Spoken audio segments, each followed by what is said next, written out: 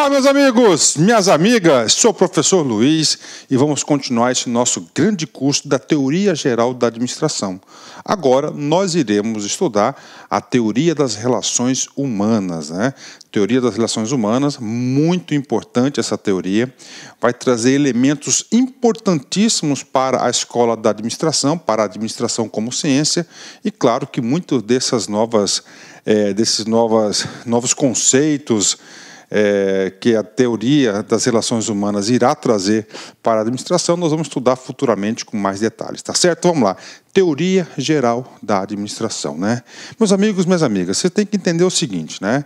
Nós estamos aí, tá? Acabamos de estudar a abordagem clássica da administração, que nós temos aí a administração científica de Taylor, nós temos aí o Fordismo de Henry Ford, e nós temos aí a teoria clássica de Fayol, não é isso? A teoria clássica de Fayol. Esses grandes pensadores, essa escola, enxergava o ser humano como uma máquina. Enxergava como uma máquina, não é isso? Uma máquina. E como toda máquina, ela é feita por peças. E as peças, ela pode... Enxergava a organização como uma máquina. E o ser humano era uma peça dessa máquina, uma engrenagem.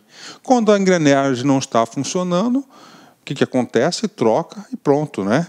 Então, essa era a abordagem, a administração, era a administração clássica, a abordagem clássica. Claro, é o seguinte, isso aí, gente, vem trazer aí várias críticas, né? Várias críticas e é com razão mesmo, né? Porque o ser humano, né? O que acontece? Diante dessa situação, tá? Surgiram grandes pensadores, tá? Grandes estudiosos, principalmente da psicologia e da sociologia, no sentido de valorizar o ser humano, no sentido de contrapor essa teoria. E fala o seguinte, não, o ser humano não é simplesmente uma peça de uma máquina. O ser humano é o principal elemento das organizações. E aí trata de escrever e provar uma teoria. E essa teoria é a teoria das relações humanas. Digo para vocês, a teoria clássica, a abordagem clássica da administração, deu certo? Deu certo. Os níveis de produção, de produtividade das empresas dobraram, triplicaram. Foram lá para cima.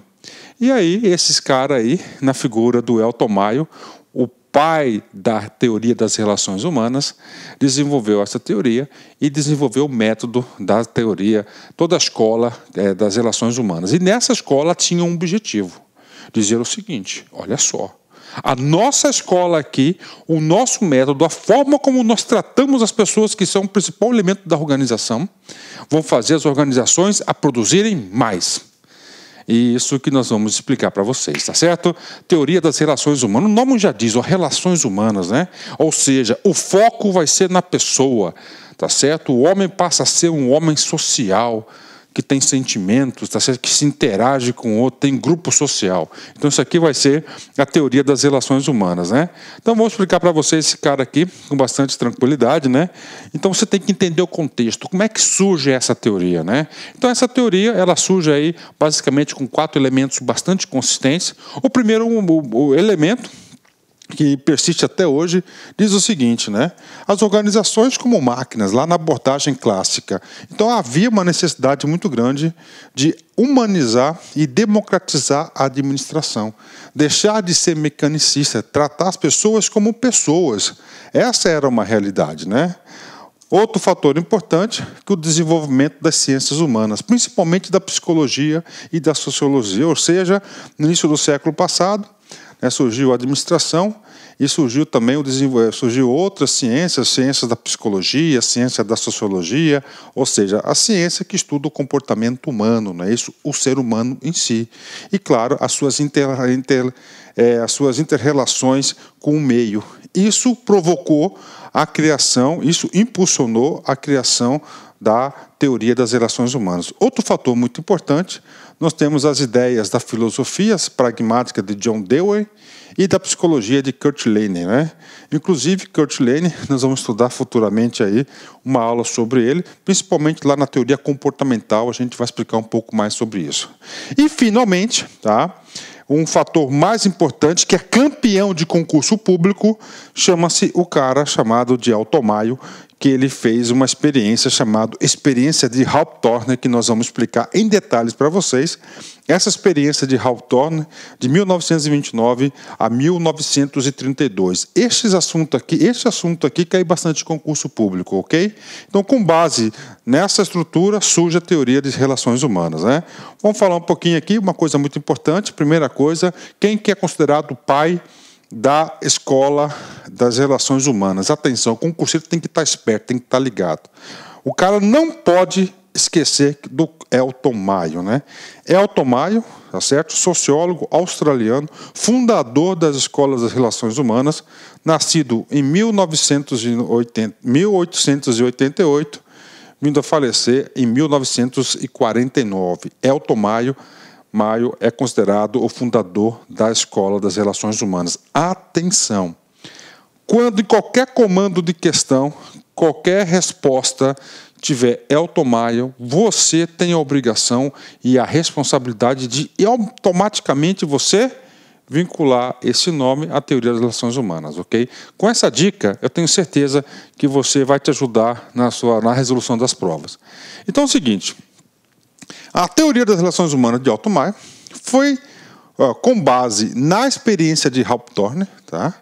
Essa experiência de Hawthorne, nós tivemos 4 grandes fases, e essas fases a gente vai explicar na aula de hoje, né?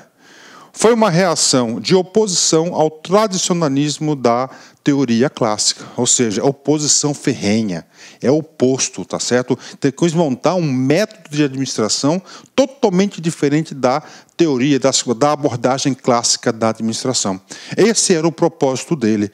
Lembre-se que o trabalho dele, cara, não era fácil. Por quê? Porque a abordagem clássica estava dando certo. Era top 10, as empresas, rapaz, vai falar que a administração científica de Taylor está errado? Claro que não. A administração científica de Taylor aumentou e muito a produtividade. A anatomia, a estrutura organizacional de Fayol deu errado? Claro que não. Até hoje nós utilizamos, né? Então, olá, meus amigos! E aí, gostou da aula do professor? Quer continuar assistindo essa videoaula?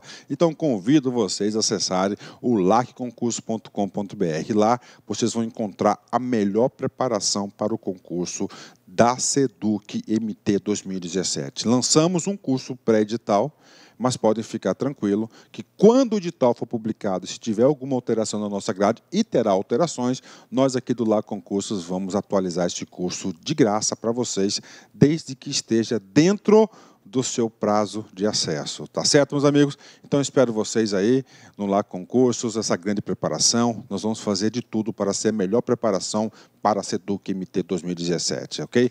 Já ia esquecendo. Você quer esse material de apoio do professor? Então, vá lá no nosso site, clique lá em materiais, faça o seu download de graça desse material do nosso grande professor. Um forte abraço, fique com Deus e espero vocês aqui no LAC. Tchau, tchau. Clique LAC.